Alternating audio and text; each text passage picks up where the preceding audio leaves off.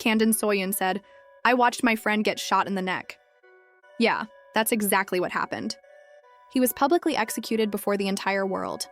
The question is, why? Now picture the scene.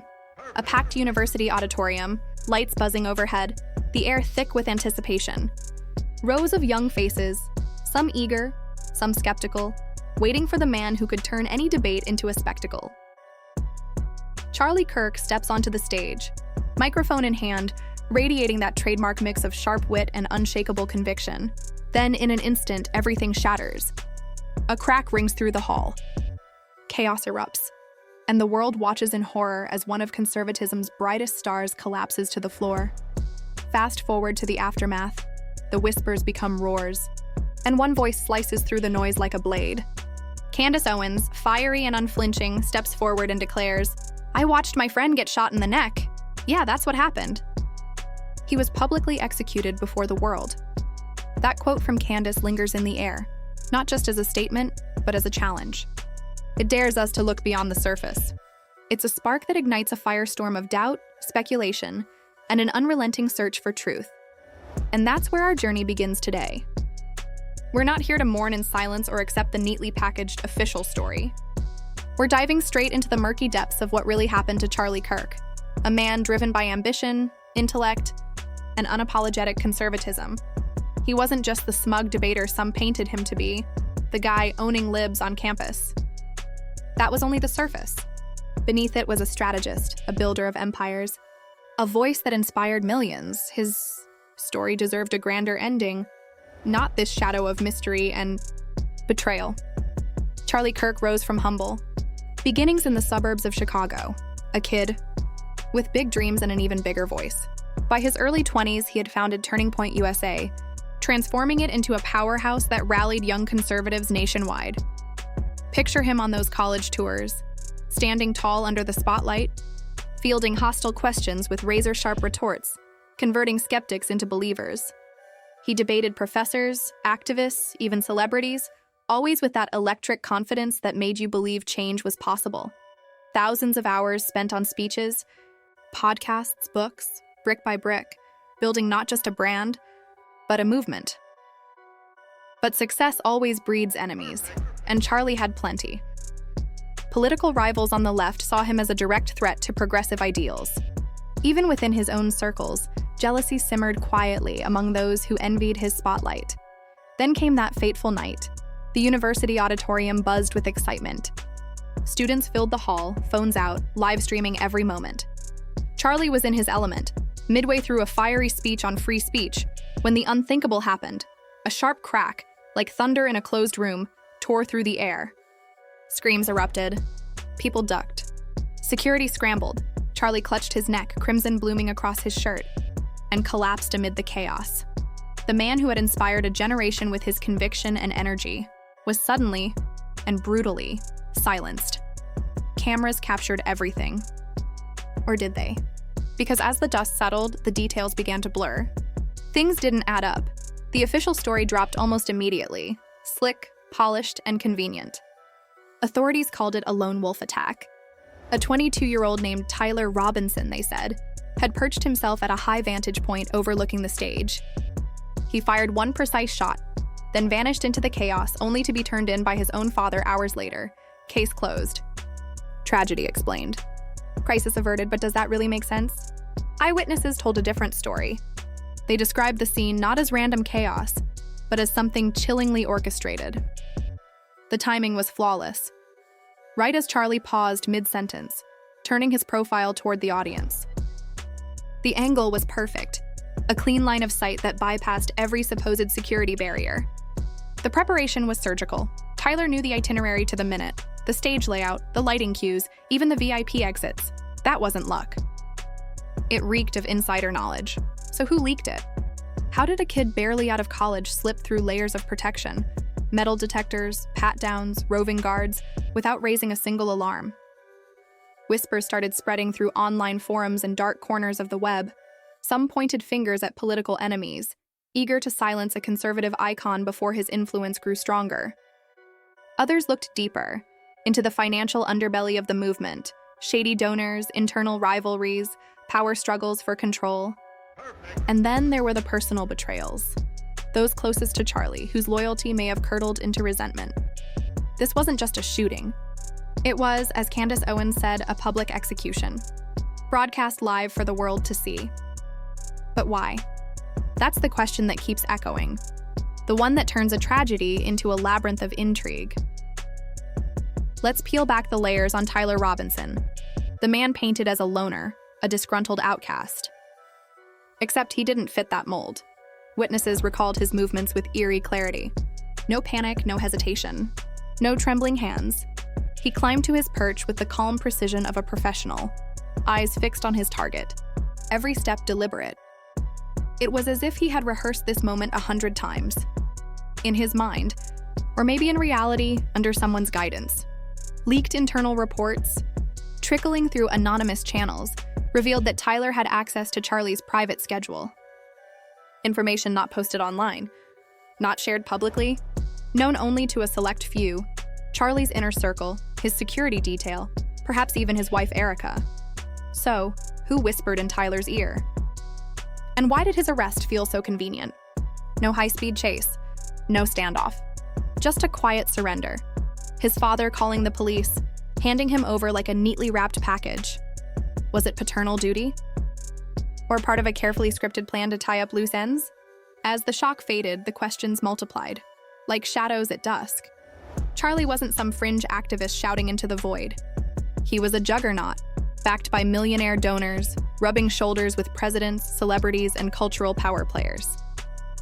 His events were fortresses, with advanced teams scouting venues, background checks for attendees, even drone surveillance at large rallies.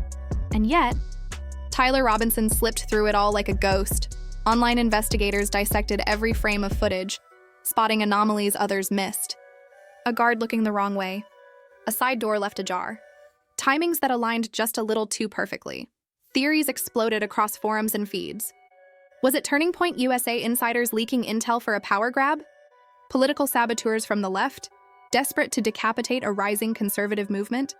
Or something darker, financial motives where Charlie's multi-million-dollar media empire became a prize worth killing for?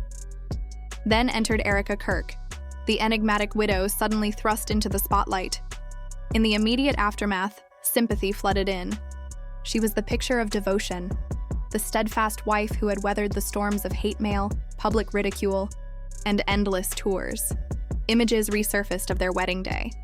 Erica smiling adoringly as Charlie vowed to change the world. But soon, the cracks began to show. Old interviews resurfaced. Erica speaking of their marriage with a tone that now seemed distant, almost rehearsed. Social media sleuths dug deep, unearthing cryptic posts, subtle complaints about Charlie's workaholic drive, vague remarks about sacrifices and hidden costs. Was it simple marital strain, or something far more revealing? When Erica finally broke her silence, her words weren't soaked in grief. They burned with fury. She condemned the shooter, yes, but also took sharp aim at Charlie's so-called friends, accusing them of abandoning him in his darkest hours.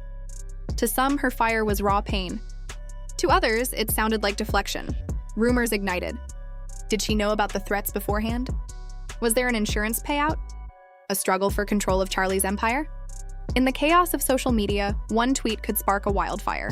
Accusations flew, of affairs, of financial disputes, of hidden betrayals.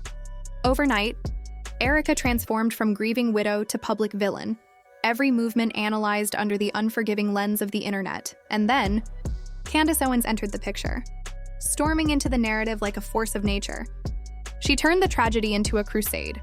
Candace, known for her unfiltered fire and razor-sharp rhetoric, had long stood beside Charlie. They'd co-hosted events, shared stages, and built parallel platforms, twin flames of a movement built on conviction and defiance. Candace Owens' quote, "I watched my friend get shot," wasn't just emotional. It was a declaration of war against the official story. Publicly executed, she said, words that implied spectacle, planning, and cover-up. In live streams and podcasts, Candace tore the narrative apart, piece by piece. Timelines that didn't match. Witnesses silenced. Evidence mysteriously vanishing. She pointed to systemic failures, or worse, deliberate ones. This isn't about one man, she'd thunder. It's about a system that chews up truth-tellers and spits out lies. Her crusade divided the nation. Supporters hailed her as a fearless truth seeker. Critics dismissed her as an opportunist, exploiting tragedy for clicks and clout. But Candace didn't flinch. She doubled down, naming names, demanding investigations, and transforming grief into a vendetta against the machine, hiding the facts. Behind the scenes, Turning Point USA began to fracture under the weight of Charlie's death. A vacuum had formed, and power rushed to fill it. Board members clashed over direction. Should they stay true to Charlie's mission of campus activism, or pivot toward mainstream media dominance? Finances became a battlefield. Donations dried up as sponsors fled the controversy. Mysterious transfers raised eyebrows. Rival groups circled like vultures, poaching staff, absorbing followers. Left-leaning media seized the chaos, amplifying every rumor, every scandal. Online, the fire raged unchecked. Reddit threads ballooned with endless timelines. TikToks recreated the shooting with eerie precision. YouTube documentaries dissected every frame, every gesture. Fans demanded justice. Skeptics mocked the conspiracies. But everyone was watching. Candace's live streams drew millions. She fielded questions, dropped insider hints, and relentlessly challenged the authorities. If it was so simple, she'd ask, why the rush to close the case? Why no independent probe? And the deeper people dug, the stranger it got. Financial audits leaked by whistleblowers revealed unsettling trends.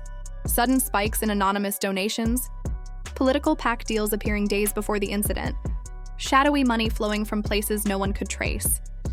Major donors, tech moguls, oil barons, political financiers suddenly distanced themselves from TPUSA.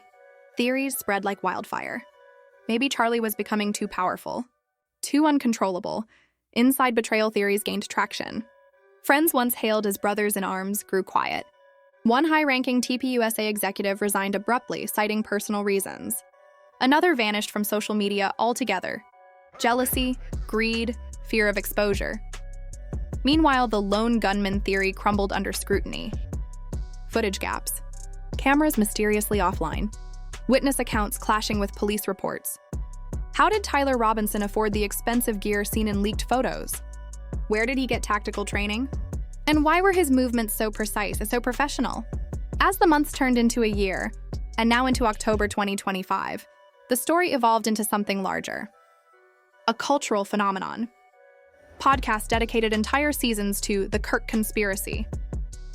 Books flew off shelves exploring deep state angles, internal coups, and political assassinations dressed as lone attacks. Charlie Kirk was no longer just a man. He was a mystery, a martyr, and the center of a movement that refused to let the truth die quietly. Protests erupted across universities, demanding the case be reopened. Candace Owens had become the face of resistance, her rallies swelling with crowds chanting one word over and over: truth. Meanwhile, Erica retreated from the spotlight. Her rare appearances carried a mix of grief and defiance. Charlie's legacy won't be tarnished by lies, she insisted, but doubts lingered. Her finances were scrutinized, her travels tracked, and Tyler Robinson, still behind bars, remained an enigma. His trial loomed, but leaks suggested suppressed evidence and sealed testimonies. Was he a psyop, brainwashed, or coerced? Family interviews painted him as troubled, yes, but not violent. Until suddenly he was. This saga was no longer just about one man's death. It had become a mirror of our times, where loyalty is currency, media is a weapon, and truth is the first casualty. Charlie's movement, once a beacon for young conservatives, splintered. Factions fought over ideology. Funding wars turned ugly. Opponents seized the chaos, questioning the credibility of the entire youth conservative movement. Yet, amid the debris, hope flickered. Grassroots efforts emerged to honor Charlie's vision. Crowdfunded independent investigations took shape. And Candace pressed on, her voice a rallying cry echoing through digital halls. We won't forget. We won't stop, but let's zoom out. What if this was political theater at its darkest? Imagine a web of influencers, donors, and foreign interests all pulling invisible strings. Charlie had dared to criticize big tech, globalism, and political hypocrisy. Did he hit too close to the truth? Or did the rot come from within? Details piled up like clues in a crime novel. Security logs altered. Phones wiped clean. Witnesses recanting. Media experts called it narrative engineering, create confusion, flood the feeds, exhaust the public, bury the truth beneath noise, and at the center of it all, Tyler Robinson. Guilty, perhaps. But alone? Unlikely. His calm demeanor, tactical knowledge, precise timing, all hallmarks of guidance. And his father turning him in? Was that an act of conscience or cover? As the trial approaches, everyone expects twists, confessions, maybe even revelations that change everything.